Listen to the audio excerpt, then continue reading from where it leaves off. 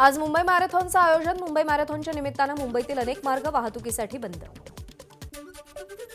पहाटेपासून मुंबई मॅरेथॉनमधल्या वेगवेगळ्या शर्यतींना सुरुवात. मॅरेथॉनमध्ये 59,000हून अधिक नागरिकांचा सहभाग. मुंबई मॅरेथॉनला मुख्यमंत्री एकनाथ शिंदेंची उपस्थिती. छगन भुजबळ आणि गिरीश महाजनही उपस्थित.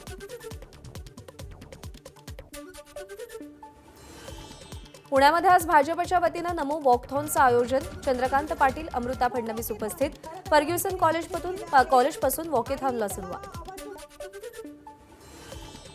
मुंबईमध्ये 20 ते 28 जानेवारी दरम्यान मुंबई फेस्टिव्हलचं आयोजन. महोत्सवामध्ये मुंबई शहर आणि उपनगरामध्ये विविध कार्यक्रमांची रेलचेल.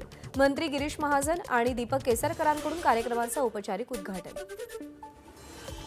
रामप्रतिष्ठापना सोहळ्याच्या पार्श्वभूमीवर 22 जानेवारीला होणाऱ्या मुंबई विद्यापीठाच्या 14 परीक्षा पुढे ढकलल्या. 14 जानेवारीऐवजी 31 जानेवारीला या परीक्षा घेतल्या जाणार. आज मध्य आणि हार्बर रेल्वे मार्गावर mega block. Mulund Matunga up जलद मार्गावर तर कुर्ला वाशी अप आणि डाऊन मार्गावर मेगा ब्लॉक. नवीन सागरी सेतूवर काही जणांनी गाड्या थांबवून फोटो काढले. पोलिसांनी कारवाई केल्यानंतरही वाहनचालक सागरी सेतूवर गाड्या थांबवतानाच दिसतायत.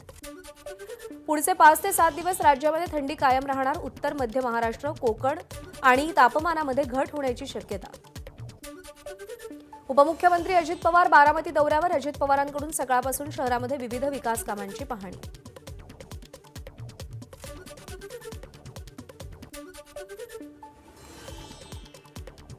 मनोज जरांगेंच्या आरक्षण यात्रेचा आज दुसरा दिवस. आज बीडमधला मुक्काम संपून जरांगे पुढे मार्गस्थ होणार. तर आजचा मुक्काम अहमदनगरच्या 12 बाभळीमध्ये असेल. बीडमधील मातोरीमध्ये मनोज जरांगेंसोबत आमदार बच्चू कडूंनी भोजन केलं. आज बच्चू कडू मनोज जरांगेंसोबत यात्रेमध्ये सहभागी होण्याची शक्यता. मनोज जरांगेंच्या भूमिकेमुळे मुंबई विस्कळीत होऊ शकते. मंत्री शंभूराज देसाईंचं वक्तव्य. तर जरांगेंनी सरकारला आणखी थोडा वेळ द्यावा, शंभूराज देसाईंची मागणी. जरांगेंच्या मागण्यांवर सरकार सकारात्मक. नोंदी सापडल्या पण वंशावळ काढणं किचकट. बच्चू कडूंचं वक्तव्य. तर धोरणात्मक लढाईमध्ये जरांगे जिंकले. सरकार म्हणून आपली भूमिका संपली, कडूंचं विधान. मनोज जरांगे पाटलांनी थोडं समजून घ्यावं. मराठ्यांवर अन्याय होणार नाही. आम्ही टिकणारं आरक्षण देणार आहोत. मंत्री उदय सामंत यांचं जरांगेंना आश्वासन. मराठा आरक्षणाचं काम अंतिम टप्प्यात. संयमानं घेतलं तर मराठा समाजाला नक्कीच आरक्षण मिळेल. जरांगेंनी मुंबईकडे कूच केल्यानंतर मंत्री गिरीश महाजन यांची प्रतिक्रिया. मराठा आरक्षणासंदर्भात मुख्यमंत्री शिंदेंची बैठक. बैठकीला सगळे जिल्हाधिकारी, विभागीय आयुक्त उपस्थित. कुणबी प्रमाणपत्र वाटपासंदर्भात शिंदेंकडून आढावा. मागासवर्ग आयोगातर्फे 23 जानेवारीपासून युद्धपातळीवर सर्वेक्षण सुरू होणार. यंत्रणा सज्ज ठेवा. गावोगावी दवंडी द्या. 24 तास कॉल सेंटर सुरू ठेवा. मुख्यमंत्री एकनाथ शिंदेंचे निर्देश. मुख्यमंत्री एकनाथ शिंदेंना अडचणीत आणण्याचे प्रयत्न सुरू. शिंदे गटाचे आमदार संजय शिरसाट यांचा विरोधकांवर आरोप. तर जरांगेंचा सरकारच्या भूमिकेला विरोध नाही, मग हा वाद का निर्माण करतायत, शिरसाटांचा सवाल. मनोज जरांगेंची भूमिका म्हणजे बालहट्ट. राष्ट्रीय ओबीसी महासंघाचे अध्यक्ष बबनराव तायवाडे यांची जरांगेंवर टीका. 99.5% लोकांनी आधीच कुणबी प्रमाणपत्र घेतलंय, तायवाडेंचा आरोप. मराठा आरक्षणासाठी मनोज जरांगेंची मुंबईच्या दिशेनं पायी यात्रा. अंकुशनगर गावामध्ये रॅली थांबल्यावर जरांगेंचं कुटुंब एकत्र. यावेळी जरांगेंच्या पत्नी, मुलगा आणि मुलीला अश्रू अनावर. भगवं वादळ मुंबईमध्ये शिरलं तर तुम्हाला घराबाहेर पडणं मुश्किल होईल. मनोज जरांगेंच्या मुलीचा सरकारला इशारा. जरांगेंची पदयात्रा अहमदनगर जिल्ह्यामध्ये प्रवेश करणार असल्यानं जिल्हाधिकाऱ्यांकडून प्रतिबंधात्मक आदेश लागू. सार्वजनिक तसंच खासगी ठिकाणी सभा घेण्यास, मिरवणुका काढण्यास, 5 पेक्षा जास्त व्यक्ती एकत्र येण्यास मनाई. मराठा आरक्षणासाठी मनोज जरांगेंची मुंबईच्या दिशेनं पायी यात्रा. पायी यात्रेमध्ये बीडचे मराठा बांधव सहभागी. 6 महिन्यांचे राशन आणि राहायला सुसज्ज ट्रकसह मराठा बांधव सहभागी. सोलापुरातील मराठा आंदोलक मुंबईच्या दिशेनं रवाना. आंदोलक पुण्यामध्ये पोहोचल्यावर जरांगेंच्या मोर्चामध्ये सहभागी होणार. आरक्षणाशिवाय परतणार नाही, आंदोलकांची भूमिका. धुळ्यातून मराठा आंदोलक मुंबईच्या दिशेनं रवाना. आरक्षण घेऊनच आम्ही परतणार, मराठा समाजांची भावना. नाशिकच्या मनमाडमध्ये सकल हिंदू समाजाची मोटरसायकल रॅली. जय श्रीरामच्या घोषणा देत रामभक्त रॅलीमध्ये सहभागी. आरक्षणासंदर्भात तज्ज्ञ वकिलांसोबत चर्चा करावी लागते. अभ्यास करून निर्णय घ्यावा लागतो. त्यामुळे आजच झालं पाहिजे असा हट्ट करता कामा नये. अजित पवारांचा जरांगेंना सल्ला. पुण्यामध्ये उपमुख्यमंत्री अजित पवारांच्या हस्ते उरळी कांचन पोलीस स्टेशनच्या इमारतीचं उद्घाटन. मार्चच्या पहिल्या आठवड्यात आचारसंहिता तर एप्रिल अखेर लोकसभा निवडणुका होण्याची शक्यता, अजित पवार यांचं वक्तव्य. वयस्कर लोक लवकर संधी देत नाहीत, नाव न घेता अजित पवारांचा शरद पवारांना टोला. अजित पवार कुठून आले, त्यांना संधी कोणी दिली, शरद पवारांचा अजित पवारांना प्रतिटोला. जागा वाटपामध्ये तडजोड झाली नाही तर 48 जागा लढू, त्यामुळे जागा वाटप लवकर करा, नाहीतर तुम्ही जेलमध्ये गेल्याशिवाय राहणार नाही, प्रकाश आंबेडकरांचं विधान. येणाऱ्या काळात काँग्रेस बूथ बांधणीला महत्त्व देत सगळ्याच निवडणुकांना निर्धारानं सामोरी जाणार, विरोधी पक्षनेते विजय वडेट्टीवार यांची माहिती. झारखंडचे मुख्यमंत्री हेमंत सोरेन यांची ईडीकडून चौकशी. झारखंडमध्ये मोठ्या प्रमाणात जमिनीची मालकी बेकायदा पद्धतीनं गुंडांना देण्यात आल्याचा सोरेन यांच्यावर आरोप. शिव रेल्वे स्थानकावरील आरओबीच्या निष्कासनाला तुर्तास स्थगिती द्या, खासदार राहुल शेवाळेंची रेल्वे आणि पालिकेला सूचना. मुख्यमंत्र्यांसोबत बैठक झाल्यानंतर तोडकाम सुरू कधी करायचं याबाबत निर्णय घेणार, मध्य रेल्वेची माहिती. राम मंदिर सोहळ्याला उरले काही तास, संपूर्ण देशामध्ये जोरदार तयारी सुरू. राम मंदिरही उद्घाटनासाठी सज्ज. मंदिरातील सजावटीची काही दृश्य एबीपी माझावर. 16 जानेवारीपासून सुरू झालेल्या प्राणप्रतिष्ठा सोहळ्याच्या विधिवत पूजेचा आज 6वा दिवस. विविध होम हवन आणि पूजेचं आयोजन. उद्याच्या प्राणप्रतिष्ठा सोहळ्यासाठी अयोध्येमध्ये 7140 खास निमंत्रित, 112 परदेशी पाहुण्यांचा समावेश. रामनगरीमध्ये 150 चार्टर्ड प्लेन्स उतरणार. अयोध्येमध्ये 22 जानेवारीला राम मंदिराचा प्राणप्रतिष्ठा सोहळा. सोहळ्याच्या पार्श्वभूमीवर बंदोबस्तासाठी एनडीआरएफची टीम मंदिर परिसरात दाखल.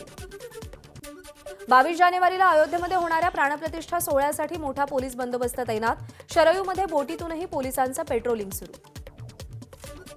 प्राणप्रतिष्ठा सोहळ्याच्या पार्श्वभूमीवर शरयू तीरावर रामभक्तांची गर्दी, तसंच देशविदेशातील काही पत्रकारही अयोध्येत दाखल. अयोध्येमध्ये प्राणप्रतिष्ठा सोहळ्याच्या निमित्त मोठ्या प्रमाणात नागरिकांची गर्दी. कचरा होऊ नये म्हणून बिस्लरी कंपनीचा गर्दी तिकडे कचऱ्याचा डबा उपक्रम. प्राणप्रतिष्ठा सोहळ्याला उपस्थित राहणाऱ्या प्रमुख पाहुण्यांना खास भेटवस्तू देणार. 11,300 भेटवस्तूंची ऑर्डर दिली. प्राणप्रतिष्ठा सोहळ्यासाठी अयोध्या नगरी सजली. अयोध्येमध्ये रामाचं वाळू शिल्पही साकारलं. अयोध्येमध्ये श्रीरामाचं चित्र रेखाटण्यासाठी चित्रकारांना व्यासपीठ. देशभरातून आलेल्या चित्रकारांमध्ये महाराष्ट्राच्या 11 चित्रकारांचा समावेश. यामधील सर्वात सुंदर चित्र राममंदिर परिसरामध्ये लावली जातील. अयोध्येमध्ये प्रभू श्रीरामाचा प्रसाद म्हणून जवळपास 13.5 लाख लाडू बनवण्याचं काम सुरू. एबीपी माझाच्या प्रतिनिधी ज्ञानदा कदम यांच्याकडूनही प्रसादाचे लाडू वळत रामसेवा. रामकृष्ण मिशनचे अनुयायी दिल्लीतून अयोध्येत दाखल. तब्बल 40 दिवसांचा पायी प्रवास करून अयोध्येमध्ये दाखल.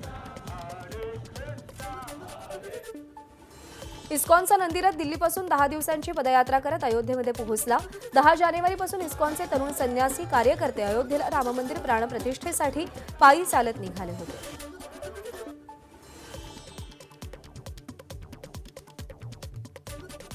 इंदोरच्या पलासिया चौकामध्ये राममंदिराची प्रतिकृती. आकर्षक विद्युत रोषणाईनं इंदोरही सजलं. लंडनमधील भारतीय नागरिकांकडून प्राणप्रतिष्ठा सोहळ्यापूर्वी कार रॅलीचं आयोजन. जोरदार घोषणाबाजी करत कार रॅली काढण्यात आली. इंग्लंडमध्ये प्राणप्रतिष्ठा सोहळ्यासाठी भारतीयांकडून लाडू बनवण्यात आले. सोहळ्याच्या दिवशी भाविकांना लाडू प्रसाद वाटला जाईल. राममंदिर सोहळ्याच्या पार्श्वभूमीवर चंदीगड सजलं. ठिकठिकाणी आकर्षक विद्युत रोषणाई. चंद्रपूरमध्ये पणत्यांच्या साथीनं रामनाम साकारण्यात आलं. 35,000हून अधिक पणत्या प्रज्वलित करण्यात आल्या. पालकमंत्री सुधीर मुनगंटीवार यांच्या पुढाकारानं कार्यक्रमाचं आयोजन. मुंबईच्या सिलिंग परिसरामध्ये 22 जानेवारीच्या निमित्तानं आकर्षक विद्युत रोषणाई. याचा व्हिडिओ सोशल मीडियात व्हायरल. ठाण्यामध्ये गावदेवी मैदानात रामायण महोत्सवाचं आयोजन. 22 जानेवारीपर्यंत सुरू असणाऱ्या महोत्सवामध्ये राम मंदिराचा इतिहास, रामायण आणि आध्यात्मिक कार्यक्रमाचं आयोजन. नांदेडमध्ये 48 तासात रांगोळीतून रामायण साकारलं. गिरिराज मंगल कार्यालयामध्ये संस्कार भारती महिला मंडळानं रांगोळीतून रामायण साकारलं. कोल्हापूरच्या ऐतिहासिक दसरा चौकात प्रभू रामाचं 108 फुटांचं पोस्टर उभारलं. चंद्रकांत पाटलांच्या हस्ते पोस्टरचं उद्घाटन. रत्नागिरीतील युनायटेड इंग्लिश स्कूलच्या विद्यार्थिनी विविध डाळींच्या माध्यमातून त्यांनी प्रभू रामाची रांगोळी साकारली. यासाठी जवळपास 22 किलो धान्य वापरण्यात आल्याची माहिती. छत्रपती संभाजीनगरमध्ये राममंदिर प्रतिष्ठापनानिमित्त कुलस्वामिनी प्रतिष्ठानतर्फे बुंदीच्या लाडूंचा प्रसाद तयार. 35 कामगारांकडून 3 दिवसात 25,000 लाडू तयार करण्यात आले. पुण्याचे पासंगे बंधू अयोध्येमध्ये दाखल. पासंगे बंधू मंदिराच्या मुख्य प्रवेशद्वारावर अतिथींचं तुतारी आणि नगारा वाजवून स्वागत करणार.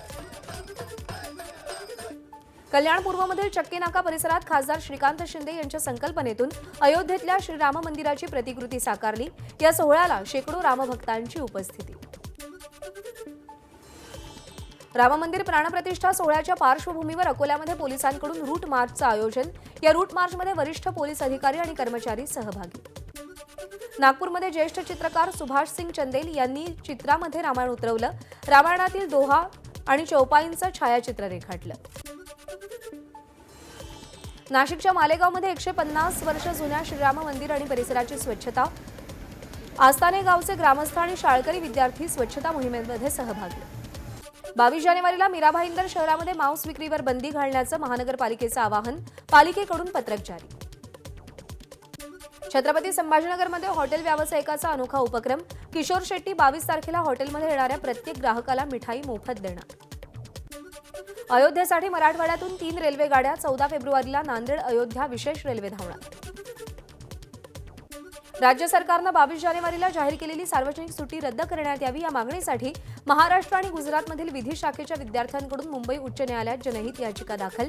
या प्रकरणी आज तातडीची सुनावणी होणार. दिल्लीतील सरकारी कार्यालय दुपारी 2:30 बंद राहणार. 22 जानेवारीला राम मंदिर प्राणप्रतिष्ठा सोहळ्यानिमित्त मुख्यमंत्री अरविंद केजरीवाल यांचा निर्णय. जेएनयूमध्ये 22 जानेवारीला राम मंदिर प्राणप्रतिष्ठा कार्यक्रम लाईव्ह दाखवला जाणार. विद्यार्थ्यांकडून जवाहरलाल नेहरू विश्वविद्यालयातील साबरमती मैदान इथे कार्यक्रमाचं आयोजन. उपमुख्यमंत्री देवेंद्र फडणवीसांनी राम जन्मभूमी आंदोलनातील गीत गायलं. नागपुरातल्या कार्यक्रमात फडणवीसांचं गायन. मुख्यमंत्री एकनाथ शिंदे राम मंदिर सोहळ्यासाठी अयोध्येला जाणार नसल्याचे संकेत. सोहळ्यासाठी फक्त आपण, फडणवीस आणि अजित पवार न जाता संपूर्ण मंत्रिमंडळ आणि रामभक्तांना एकत्र घेऊन रामाचं दर्शन घेणार. मुख्यमंत्र्यांचं वक्तव्य. ठाकरे गटाचे प्रमुख उद्धव ठाकरेंना राम मंदिर सोहळ्याचं निमंत्रण. स्पीड पोस्टानं हे निमंत्रण ठाकरेंना पाठवण्यात आल्याची माहिती. मात्र आपण अयोध्येला न जाता नाशिकला जाणार असल्याचं ठाकरेंकडून स्पष्ट. ठाकरेंना अशी वागणूक देत असाल तर प्रभू रामचंद्र शाप देतील. खासदार संजय राऊतांची सरकारवर टीका. उद्धव ठाकरेंना त्यांचा पक्ष वाढवायचा आहे, त्यामुळे त्यांनी काळाराम मंदिरात काय कोणत्याही मंदिरात जावं. मंत्री गिरीश महाजनांचा उद्धव ठाकरेंना टोला. उद्धव ठाकरेंचा आजचा शिवनेरी दौरा रद्द. हेलिकॉप्टर उतरवण्यासाठी परवानगी न मिळाल्यानं दौरा रद्द. सूत्रांची माहिती.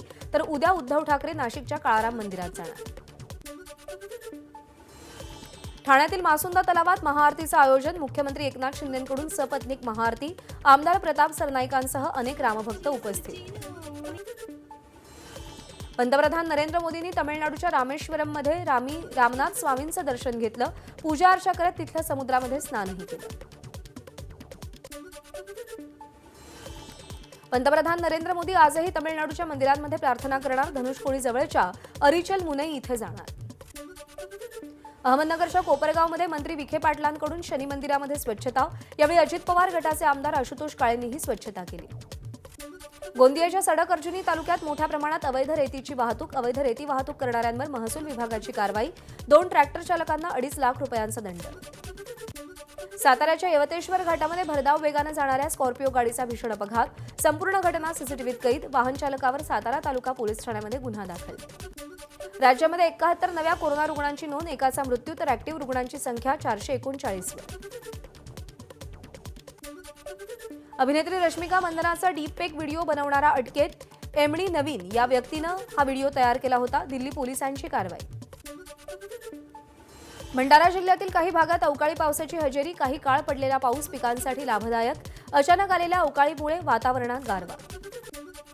भारतीय द्वीपकल्पामधून पिल्लाला जन्म देणाऱ्या सापसुरळीच्या नव्या कुळाचा आणि 5 नवीन प्रजातींचा शोध. तामिळनाडू, गोवा आणि महाराष्ट्रात नोंद. चंद्रपूरच्या ताडोबा जंगलामध्ये 8 गिधाडांना मुक्त केलं जाणार. गिधाड पक्ष्यांच्या संवर्धनासाठी गिधाडं ताडोबामध्ये सोडली जाणार. वनमंत्री सुधीर मुनगंटीवार यांचा पुढाकार. नंदुरबारच्या आदित्य विजय ब्राह्मणे याला मरणोत्तर राष्ट्रीय बालशौर्य पुरस्कार जाहीर. जीवाची पर्वा न करता धरणाच्या पाण्यात उडी घेत मामाच्या मुलांचे प्राण वाचवले. मात्र या दरम्यान त्याचा बुडून मृत्यू झाला. दिल्लीमध्ये प्रजासत्ताक दिनाची जय्यत तयारी. कर्तव्य पथावर परेडची तालीम सुरू. एबीपी माझा, उघडा डोळे बघा नीट.